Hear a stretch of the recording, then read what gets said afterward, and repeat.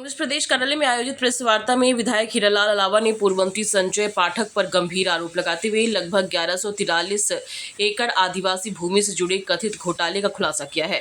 उन्होंने आरोप लगाया कि 4 गरीब आदिवासी नथु कोल, प्रहलाद कोल और राकेश सिंह गौड़ सहित के नाम पर जमीन क्रय कर अपनी पारिवारिक कंपनियों के माध्यम से करोड़ों रुपए का लेन देन किया गया।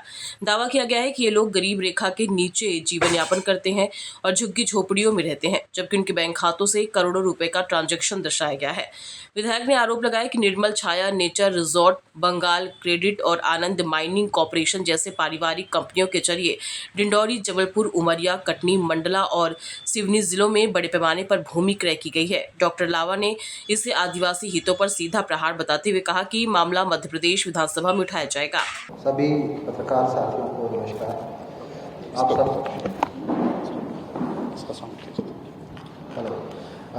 आप सब जानते हैं कि मध्य प्रदेश में और देश में आदिवासियों के जल, जंगल और ज़मीन को बचाने के लिए कई संवैधानिक प्रावधान बनाए गए, कानून बनाए गए, लेकिन जिस प्रकार मध्य प्रदेश में आदिवासियों की ज़मीन छीनी जा रही है, उन्हें जल, जंगल, ज़मीन से बेदखल किया जा रहा है, आप अंदाज़ा नहीं लगा सकते हैं कि कैसे अंतिम पायदान में खड़े वर्ग के लोगों को गुमराह करके, बंधुआ मजदूर बनाकर, आदिवासी लड़कियों को बहला फुसलाकर उनके साथ शादियाँ कर उनके नाम से ज़मीन लेकर उनको गुमराह किया जा रहा है। मध्य प्रदेश में विधानसभा के भीतर मैंने लगातार प्रश्न उठाए, लेकिन सरकार कहीं न कहीं जवाबदेही से बच रही है।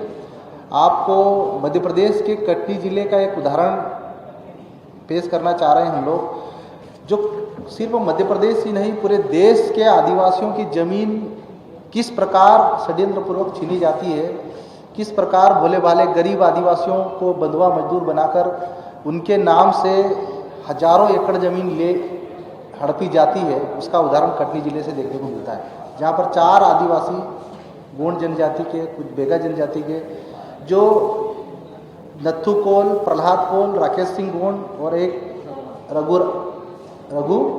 रघुराज सिंह, ये इनमें से 3 आदिवासी बीपीएल कार्डधारी है, लेकिन इनके नाम पर पिछले 15 से 20 सालों के भीतर 1143 एकड़ ज़मीन खरीदी जाती है और इन आदिवासियों को न तो मुख्य धारा में आने दिया जा रहा है, न ही इन आदिवासियों को समाज के कार्यक्रमों में आने जाने दिया जा रहा है।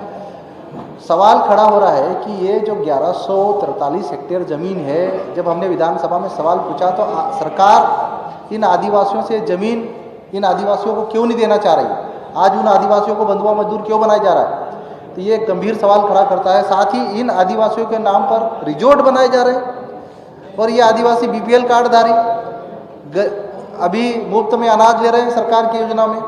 तो कहीं ना कहीं इस प्रकार सिर्फ ये कटनी जिले का ही मामला नहीं है, हमारे धार, झाबुआ, बड़वानी, खरगोन, मंडला, डिंडोरी, सभी आदिवासी बहुल्य जिलों में आदिवासियों के नाम पर हजारों एकड़ ज़मीन खरीदी गई, जहां से हाईवे निकल रहे हैं उन तो पहले ही आदिवासियों के नाम पे ज़मीन खरीदी जा रही है और उन आदिवासियों को बंधुआ मजदूर बनाए। तो ये आदिवासियों की ज़मीन संवैधानिक प्रावधान होने के बावजूद छीनी जा रही है।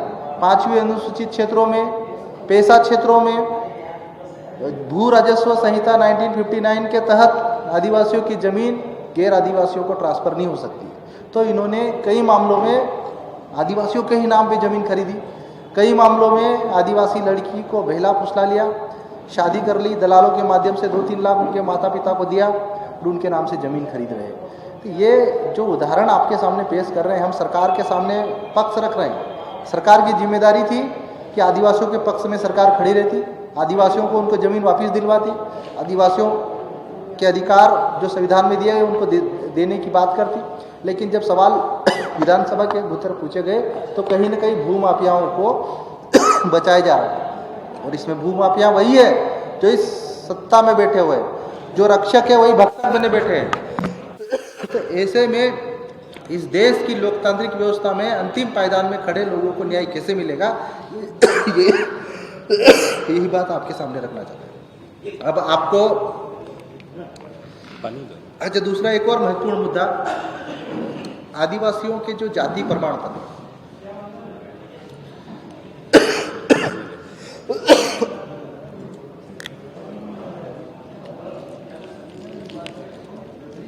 जो मूल आदिवासी है उनके सर्टिफिकेट तो बन नहीं रहे, लेकिन उनके नाम से, आदिवासी के नाम से कई जिलों में हजारों की संख्या में फर्जी जाति प्रमाण पत्र बना के बड़े बड़े क्लास 1 अधिकारी बने बैठे नौकरी कर रहे हैं। हमने विधानसभा में जानकारी मांगी, कई अधिकारी ऐसे मिले। एक उदाहरण आपको झाबुआ जिले में पदस्थ संयुक्त कलेक्टर अक्षय सिंह मरकाम का मैं देना चाहता हूँ। 2013 से पहले वे गुप्ता थे।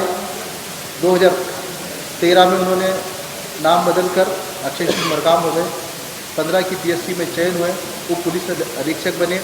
उसके बाद 17 की पीएससी में डिप्टी कलेक्टर बने। विधानसभा में जानकारी मांगी तो इंदौर में 2 बार उनके सर्टिफिकेट बने, 2004 में और 2017 में।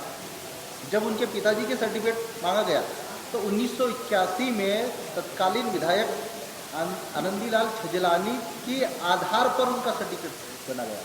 तो आप बताइए कि जब आदिवासी सर्टिफिकेट बनाने जाता है तो उनसे 1950 का रिकॉर्ड मांगा जाता है, उनके परिवार का रिकॉर्ड मांगा जाता है, उनसे तमाम तरह के डॉक्यूमेंट माने जाते हैं, और एक जो फर्जी जाति प्रमाण पत्र जो दलाली के माध्यम से या षड्यंत्र पूर्वक बनाए जा रहे हैं उनसे कोई रिकॉर्ड नहीं मांगा जा रहा है।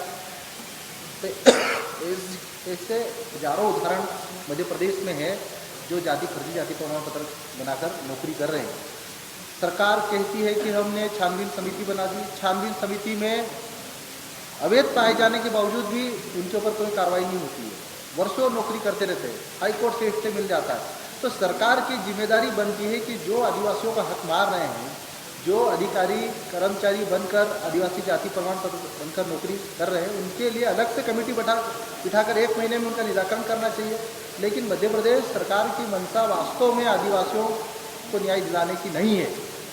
वास्तव में अगर देखा जाए तो सरकार आदिवासियों की ज़मीन छीनने के लिए अभी हमारे धार, झाबुआ, बड़वानी, खरगोन, सिंगरौली जो शेड्यूल 5 इलाके हैं, उन इलाकों में सरकार ने तो ग्राम सभा को मांग रही है, न पेशा कानून के प्रावधानों को मांग रही है।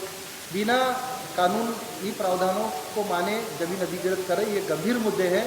आपके माध्यम से प्रदेश की जनता को, प्रदेश के अंतिम पायदान में खड़े आदिवासियों को न्याय मिले, यही अपेक्षा करते हैं। बाकी विस्तृत में हमारे भाई मुंसू भाई आपको डिटेल में बताएंगे। धन्यवाद डॉक्टर साहब। और आपने कई विषयों भोपाल से आदित्य सराठी की रिपोर्ट।